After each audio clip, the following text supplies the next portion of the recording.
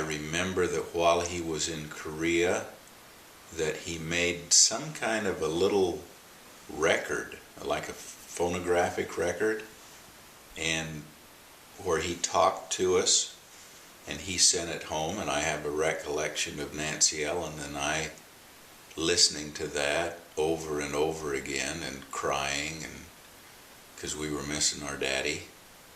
I have a recollection of that. Any idea where that went to? I have no idea whatever happened to that. Maybe we wore it out listening to it, I don't know.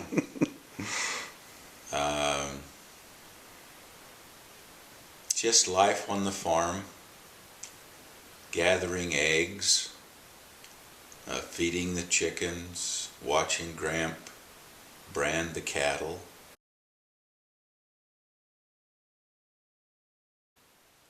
I have a memory of course, to a little kid, the fences around the corrals were tall, but when I've gone back to them as an adult, they weren't nearly as tall as what I thought they were. But Gramp had a fence that ran, a pole fence that ran along his pasture. And I remember standing out on the pole fence one day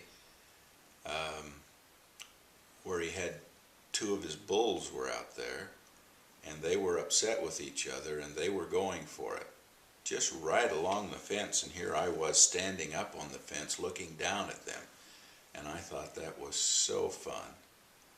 But if I had been the father and seen my son standing on the fence watching these two bulls go at it, why, I would have run out there and grabbed me off that fence so fast. But it was interesting.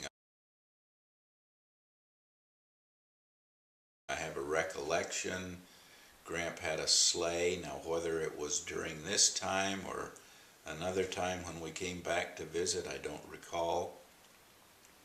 But he had a team of horses, and he hooked up the horses to this big sleigh that he had, and we hooked our little sleighs to the back of this big sleigh, and he went off down through the field, and we'd fall off of our sleighs and get up and run and jump back on them. And this, of course, in the wintertime with snow on the ground, right? Yeah.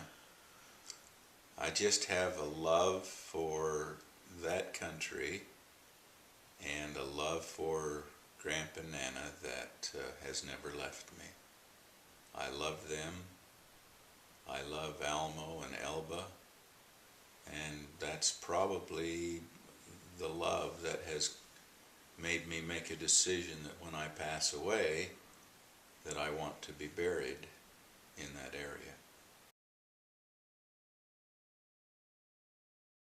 I remember Mother must have gone down. I don't know if she went down to California and met him, but I remember being called into Gramp and Nana's house and standing in their dining area looking through the door leading into their living room, and there was this man sitting on the couch in their living room.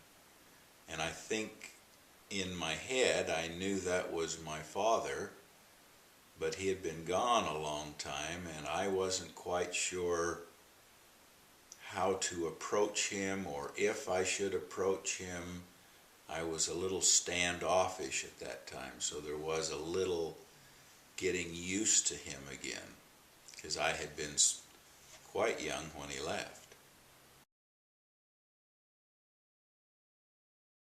Grandma and Grandpa Durfee had a hot springs over by their place in Almo, and they had built up they had poured cement around the edges of the hot pool and turned it into a swimming pool.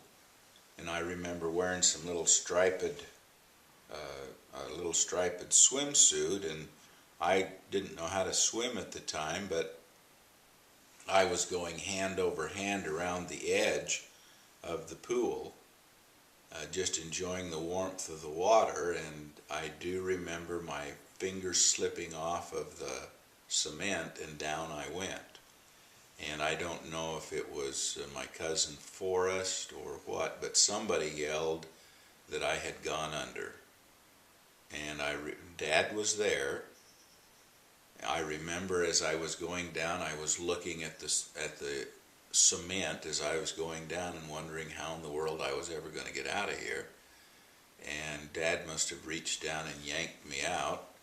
And I remember coughing and sputtering, and so I remember that.